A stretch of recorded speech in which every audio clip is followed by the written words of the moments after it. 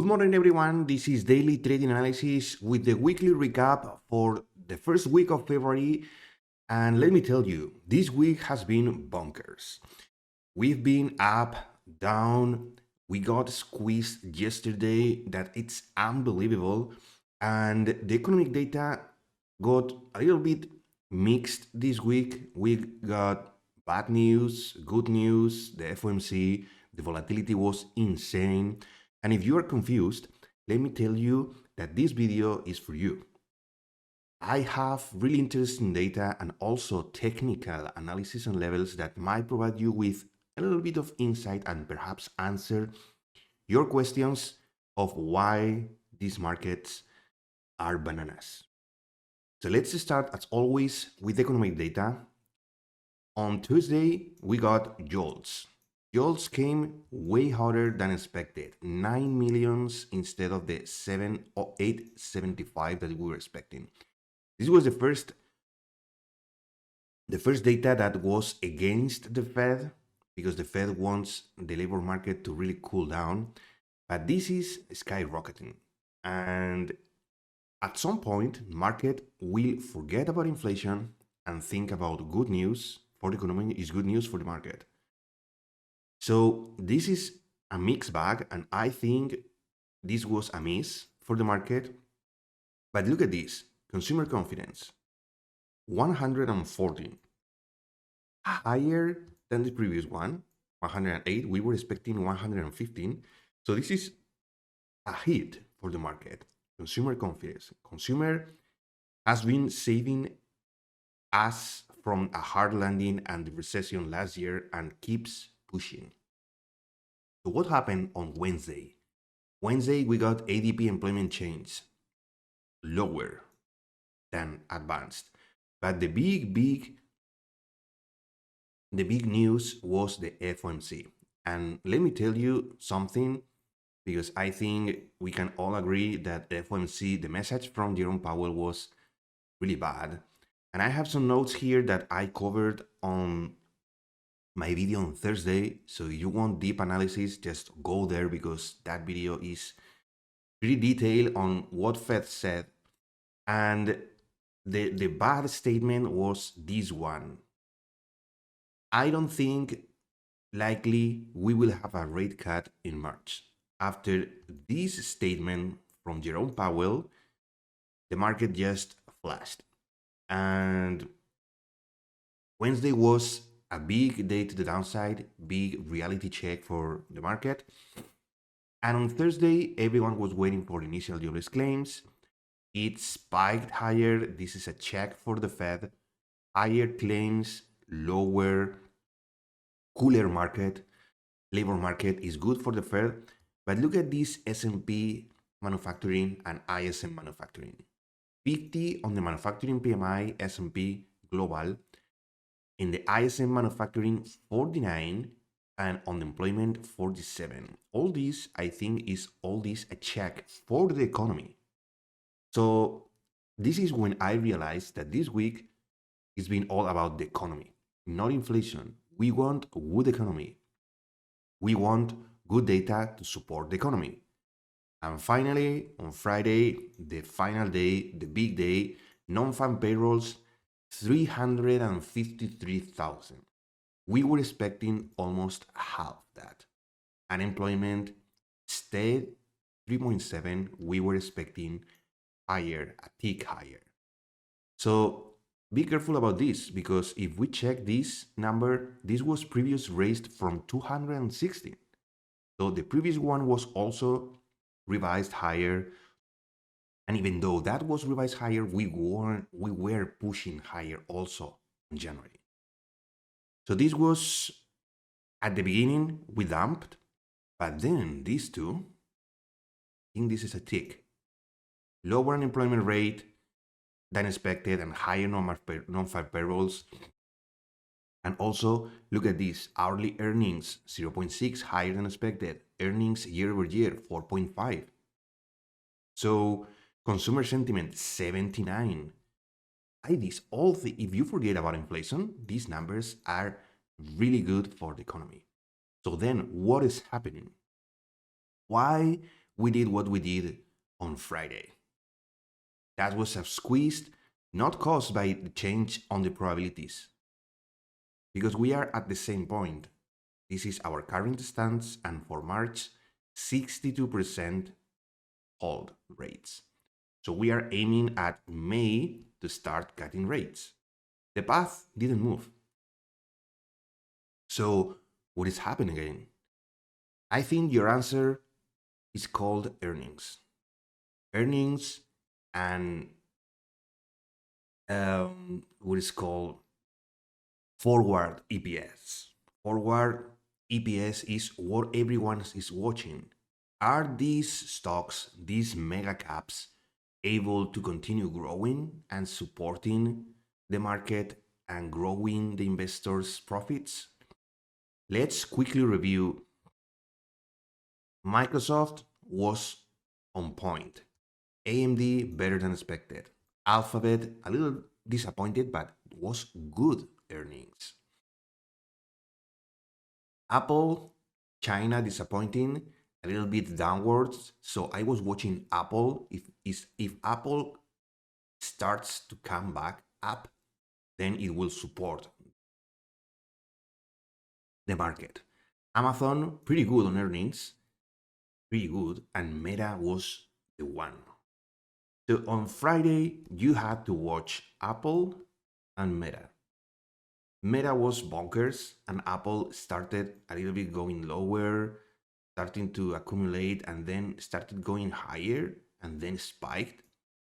This kind of sign from Apple make Fridays just go nuts. So this is why you have to be aware of every single point in the market. Forget about inflation, forget about economic data. Just watch earnings and you will understand why this market is going nuts. 20% on Meta, and let me just tell you that Meta increased in 150 billion their cap. The single most upward revision, upward move in history of the market. And Mark Zuckerberg with his stock just earned 20 billion in a single day. So Meta was key. Apple, even though it's in the red, it started -4%. So let's start with now. Focus on earnings. Focus. If we were in a regular market, forget about inflation. Inflation is in the past. Let's focus on the economy and on the markets and on earnings as it was before 2020. This is the weekly candle. Everyone was freaking out. I was one of them because we took all liquidity here last week and we ended the week with this inverted hammer. But look at this. Buyers again. The weekly imbalance is kept. So draw in your charts this. If you want to be bearish, don't even think about go bear, go short above this. If we start to come down again in this fair value gap and we cross this 50%, then you can start thinking about shorts. But trust me, don't even touch shorts above this level. This imbalance is key. It's a weekly imbalance. It's high time frame. And this week we've been seeing negative delta on Thursday and Friday. And that means that big money, higher time frame, not the ones playing the 15-minute or 30-minute, the ones playing on the daily, on the weekly, on the monthly, those are putting money. Daily, as you can see, Monday, big day. And Tuesday into Wednesday, FOMC, oh boy. But then the first sign, Thursday, and the final squeeze on Friday. So let's now see how we could see what happened on Thursday and Friday, how I managed to take some gains on Friday, and how to avoid being squeezed, because that's really important. This was the move down Tuesday and Wednesday into the FOMC. This was the FOMC day, liquidity here and liquidity here. And the final, on Thursday, we started pushing higher and we did a big squeeze higher. Why? Because Apple and Meta just went bonkers. So how can you trust longs into this market? And this is your answer. Focus on this 15-minute imbalance. This line is the 50% of that imbalance. Look at where we held. This is not random. This is just ICT concepts. This 50% holding price action, if we go to the 5-minute, oh boy, this provided me a really good entry, but I didn't expect this reversal. Not even thinking about going nuts. We did. We ended the day 1.70 on the Nasdaq. Meta was 20% and Amazon was 8%. Wow. Let me just go through a little bit of my trades, just real quick. My trades on Friday, this was the first one, as always. London Open, really big opportunity for me. I'm from Europe. So as you can see, we took liquidity, we moved with displacement, we left this fair value gap. And I usually take this kind of thing, but I was watching this consolidation. We were so bullish, so undervalued down here. I think value was up here and we touched down here. So value is a 75% of volume. So we were way out of volume to the downside. So I took this opportunity. Basically, it's 9 points still. It was 3 candles, but the risk was there as always down below the fair value gap. And my target is the first liquidity. All this liquidity was low resistance. So I was looking just for this. Knowing that we were so bunkers, I was not stopping here or here. I think this was the most obvious one, and that's the one we got. So 26 points, leaving those gaps. I always track the fair value gaps along the way. This was touched and reclaimed. This was on the 5-minute, as you can see. And once we touch, not even this, but pre-market highs, we started doing the smart money reversal. This is quite typical. I could have taken this short. This short was pretty good, but just for this, as you know, we stopped here. We were so bullish. I don't usually take shorts, and I'm not gonna do it in this environment. On Friday, after Thursday's spike, I was quite bullish. So I saw this being taken. So this liquidity was taken twice. We supported, we displaced, the fair value gap held, and I took the first into down, into down the candle. So 7 points risk. And this was a trade that surprised me. Once I saw this rejection and holding here, this was a fair value gap, holding here, I thought we were going to push this. My target was this, or 3.9 risk reward ratio and 28 points.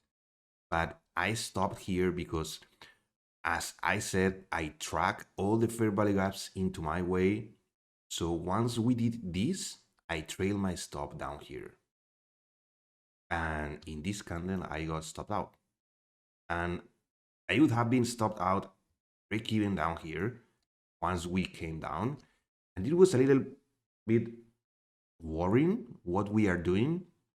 We were so choppy, and then this happened. Manipulation to the downside into the squeeze. So that's the thing.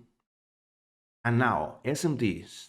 What is SMT? Basically, divergence between Nasdaq and ES. ES was making new highs, and the Nasdaq was not doing new highs. Nasdaq was quite bearish into the open. And into the open, after the data comes out, oh boy, look at this move to the downside when the data comes out. Look at this. This is just insane. So I was trying to long this market. I was scared down here. I was waiting for this. Remember this dot line down here? This is the 50% retracement for the fair value gap from Thursday, 15 minutes. Remember that. So I was waiting for that level and basically tracking the move. Bounce into the 50% golden pocket.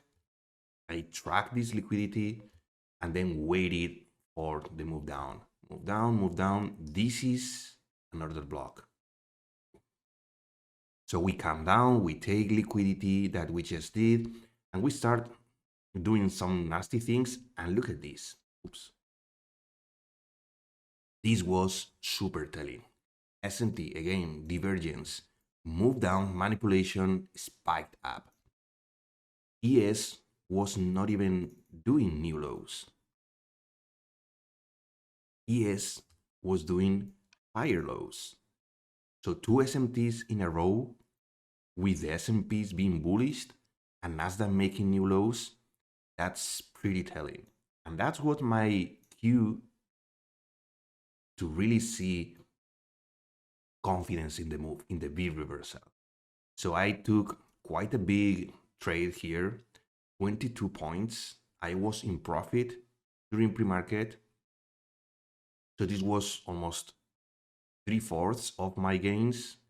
And look at this fifth retracement from the highs to the lows, manipulation, projection. So I was aiming for this. 2.5 usually happens in really bullish markets, but the 2 is the one that I'm looking for. And I was aiming for this. So this was my target, 72 points. 3.24. This is a trade that you have to take. It got everything but a pullback into this fair value gap. But fair value gap, and look at this order block. This order block got respected almost to the tick. So pretty interesting and quite bullish action. I stopped here on the day, 72 points. Did I take any trade? Oh yeah, I took the second one. So it was 26.7 points. Let's do just 30. 30 plus 70, it's 100 points. 100 points. That's $2,000 on a Friday on this kind of move. So I was I'm done for the day. But then look at this. We stopped here. We crashed all people that went short here. And we started doing this kind of thing.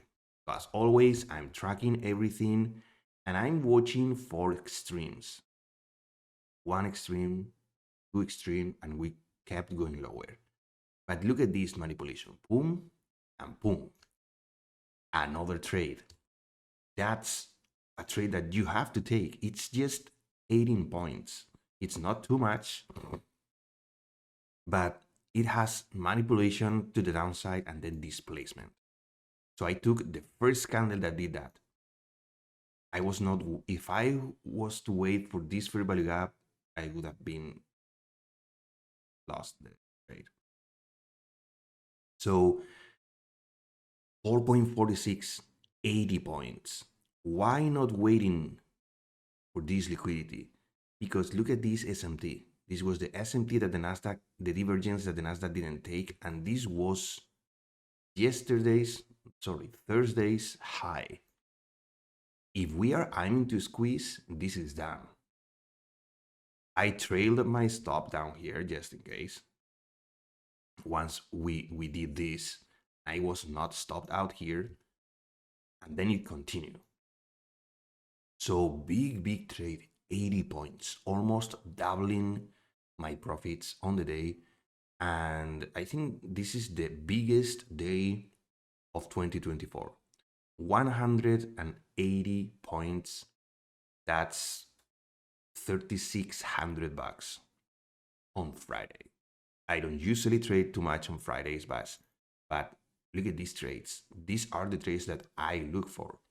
If I update these trades, why do I even have a strategy? So I will just follow this. I'm going to print this and study, because these kind of moves happen every day. And I see it every day, and I don't usually take this much of trades, but the move on Friday was just pure manipulation. And after this, after taking Thursday's high, we rejected, everyone went short, and then we went bonkers. So now, by the way, Amazon 7-8% on earnings, Meta spiking like crazy. Now, what do we do for next week? So my plan is, again, going bullish. I'm quite bullish, but I'm also very cautious. I think we are not out of the woods yet. We have this here, and we have this here.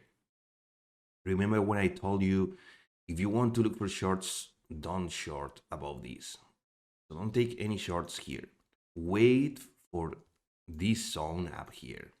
This zone is where the manipulation might happen. If it's going to happen, you might see something like this. So I'm bullish, but I'm very cautious. So my levels for next week, if we go to the 1 hour, look at that we took all the liquidity from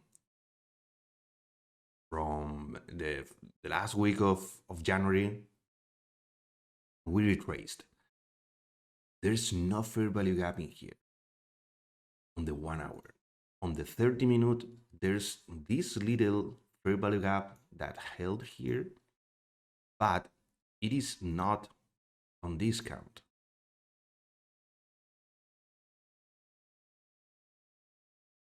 The discount is down here. So are we going to really allow the market to go down here into this fair value gap? If we, let me tell you something, if we take this level and we come again back down into this area, I'm not bullish anymore, because we are squeezing. What I would expect is to do something like this and then dump. So this is your level to watch. And be very careful next week. Manipulation happened to the downside. There's a lot of money in open interest. Okay, I understand. I'm quite bullish myself, but don't be fooled. Be smart. These guys that move the market, the algos, the market makers, are not here for fun. So the thing that all-time highs, oh, this is all-time highs again.